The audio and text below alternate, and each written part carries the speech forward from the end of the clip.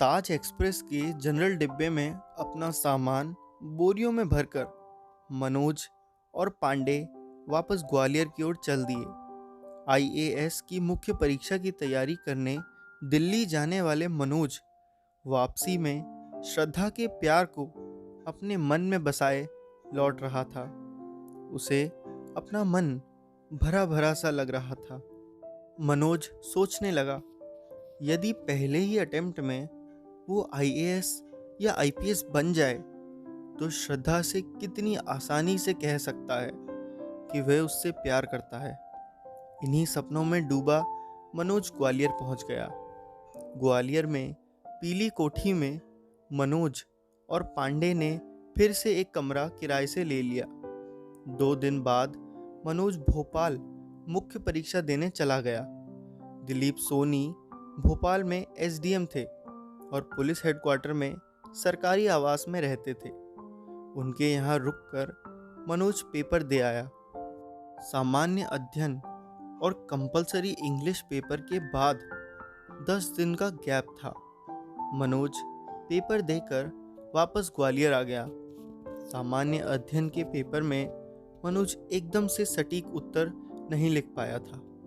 दिल्ली में वापस लौटते समय जो मनोज पहले ही अटेम्प्ट में आईएएस या आईपीएस बनने की कल्पना कर रहा था, उसने अपनी कल्पना को थोड़ा छोटा कर दिया। अब वो सोचने लगा कि यदि उसके आगे के पेपर अच्छे चले जाएं, तो वो भले ही आईएएस या आईपीएस भी ना बने, पर उसे इनकम टैक्स या सेंट्रल एक्साइज या कोई ना कोई छोटी पोस्ट तो मिल ही सकती है। पहली बार में छोटी पोस्ट मिलने से अगले अटेम्प्ट में प्रॉपर आईएएस या आईपीएस बना जा सकता है। पीली कोठी में अश्विन मुद्रल नाम के लड़के ने पढ़ाई के लिए कमरा किराए पर लिया था। उसने इसी साल बीकॉम किया था। वो पीली कोठी के पास ही हरिशंकरपुरम कॉलोनी में रहता था। उसने मनोज के सामान्य अध्ययन और इंग्लिश कंपलसरी के पेपर चेक किए। अश्विन के पूछने पर मनोज ने बताया, मुझे लगता है कि इंग्लिश में तो मैं पास हो जाऊंगा। मैंने टेररिज्म इन इंडिया पर बहुत अच्छा ऐसे लिखा है। अश्विन ने पेपर देखते हुए मनोज से पूछा, मनोज, कहाँ है टेररिज्म इन इंडिया का ऐसे? अश्विन भाई, आप भी ठीक नहीं देख पाते हैं। पीछे के पेज पर देखो, तीसरे नंबर पर है। मनोज ने आत्मविश्वास से कहा, इस एस्से में मैंने बहुत विस्तार से टेररिज्म के बारे में लिखा है। टेररिज्म के कारण, उसके इंडिया पर impact, how to solve this problem, difference between Kashmir and Punjab terrorism. Manoj ने जोश और उत्साह से परीक्षा में लिखे गए अपने एस्से की विशेषताएं अश्विन को गिनाई। अश्विन अभी भी पेपर में टेररिज्म इन इंडिया टॉपिक ढूंढ रहा था, पर जब अश्विन वो ऐसे नहीं ढूंढ पाया तो मनोज ने पेपर लिया और उस स्थान पर उंगली रख दी जहां वह टॉपिक लिखा था। ये तो रहा, तुम देख नहीं पा रहे हो अश्विन, मनोज ने अश्विन से कहा। अश्विन ने उस स्थान को देखते हुए कहा जहां मनोज की उंगली रखी हुई थी। ये तो टूरिज्म इन इंडिया है। मनोज ने जब दोबारा ध्यान से पेपर पढ़ा तो वहां टेररिज्म नहीं, टूरिज्म लिखा था। मनोज को समझ नहीं आया कि ये कैसे हो गया, इतनी बड़ी गलती कैसे हो गई। वो जिस ऐसे को सही समझ रहा था वो गलत हो गया था। वो टूरिज्म और टेररिज्म की स्पेलिंग में कंफ्यूज हो गया था। मनोज को लगा कि उसके भीतर का खून सूख गया। उसकी आंखों के सामने अंधेरा छा गया। उसने बहुत बड़ी गलती कर दी थी। यह पेपर पास नहीं हुआ तो उसकी दूसरी सब्जेक्ट की कॉपी भी चेक नहीं होंगी। गलत विषय पर ऐसे लिखने पर निश्चित ही वो इंग्लिश कंपलसरी के पेपर में फेल हो जाएगा। बड़ी मुश्किल से उसकी प्रीलिम्स क्लियर हुई थी। क्या वो इस तरह बर्बाद हो जाएगी? मनोज अपने कमरे पर जाकर रोने लगा। वो समझ गया कि इंग्लिश ने एक बार फिर उसका जीवन बर्बाद कर दिया है। ऐसे ही उसकी इकलौती उम्मीद थी जिसमें 100 में से उसे 0 नंबर मिलेंगे। अब ग्रामर, अनसीन तो वो वैसे भी अच्छा नहीं कर पाया था। उसका आत्मविश्वास पूरी तरह से धराशायी हो गया। उसने निर्णय लिया कि आगे के पेपर वो भोपाल देने नहीं जाएगा। उसके इस निर्णय का अश्विन ने विरोध किया। अश्विन ने कहा कि यदि तुम पास नहीं भी हुए तो परीक्षा में पेपर देने का मौका तो मिलेगा। तुम्हें अनुभव के लिए ज़रूर पूरे पेपर देने चाहिए। पर मनोज की हिम्मत हिंदी साहित्य और इतिहास के पेपर देने की नहीं हुई। मनोज आगे के पेपर देने भोपाल नहीं गया। पहला अटेम्प्ट एक घटिया प्रयोग के तौर पर इंग्लिश की बलि चढ़ गया।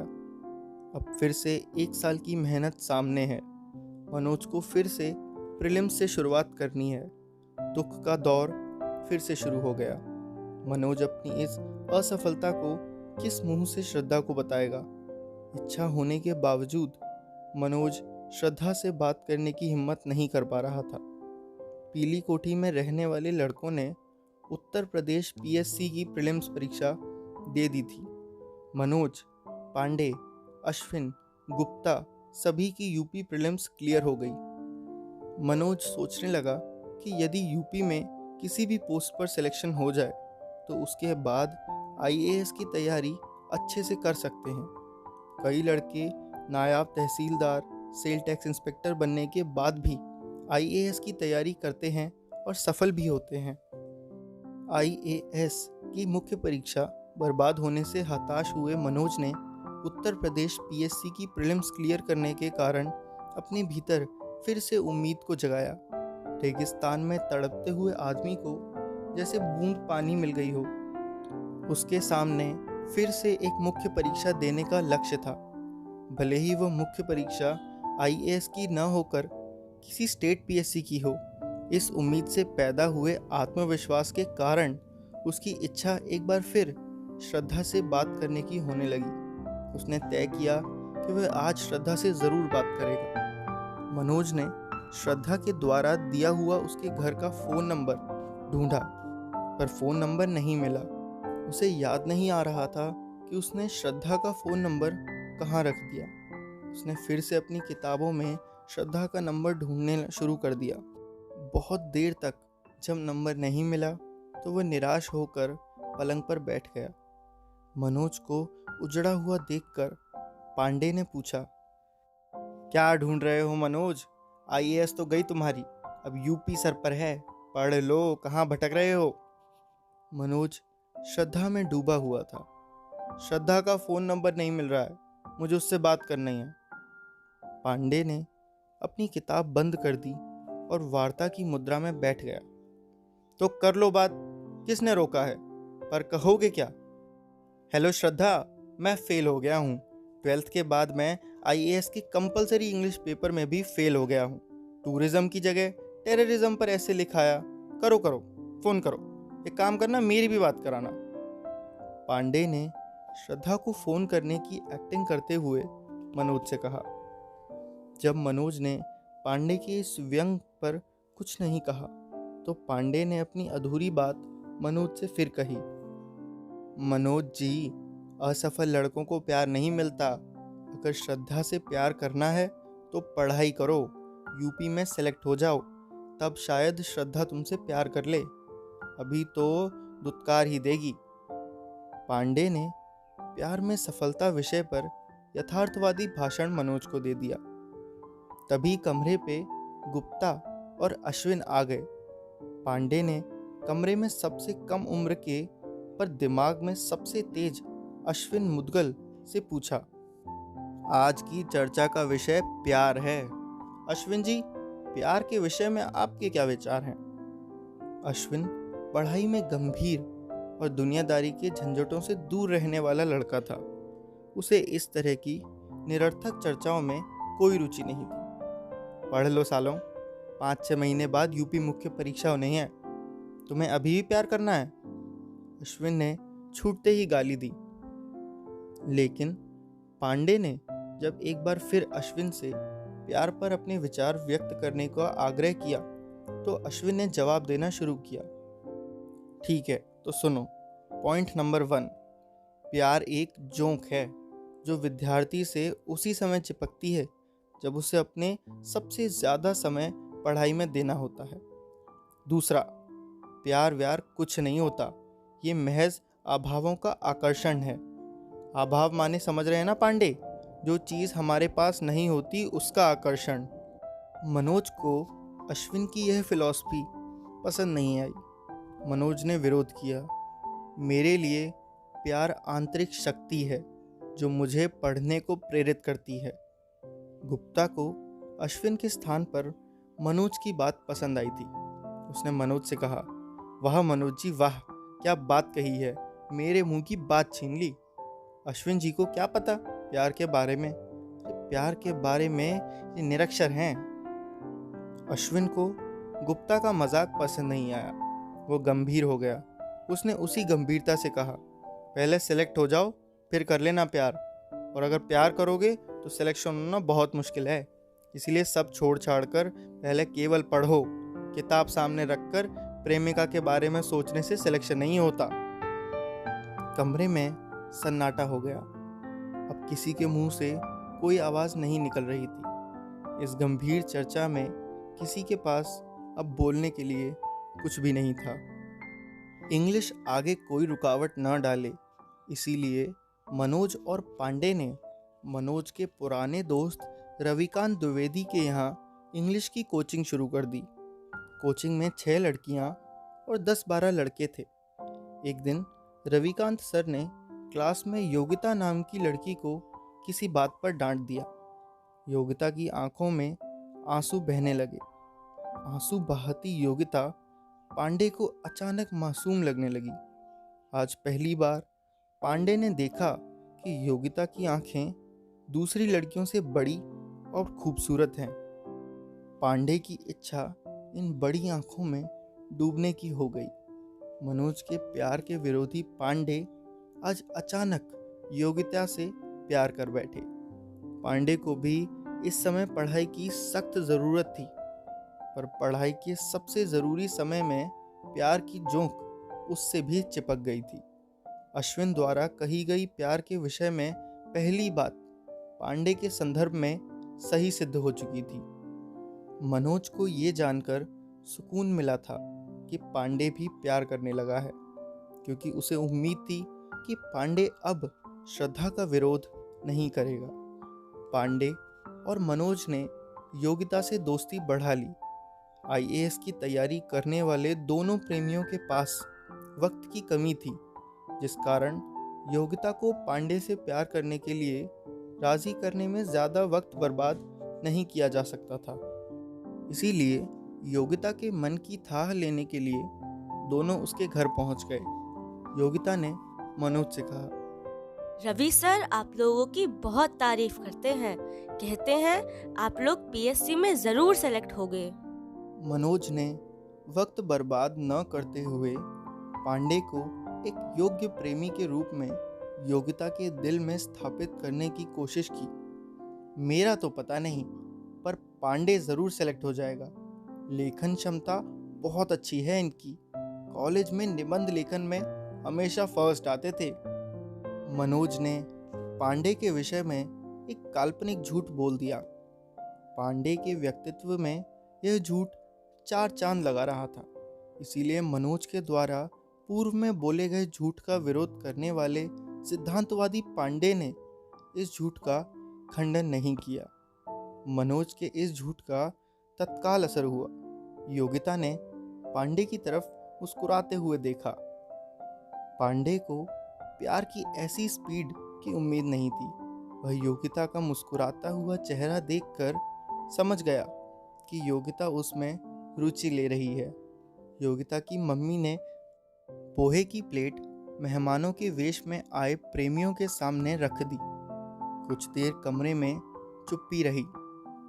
मनोज ने पांडे को देखा कि पांडे योगिता से कुछ कहे, पर पांडे पोहे खाने में व्यस्त रहा।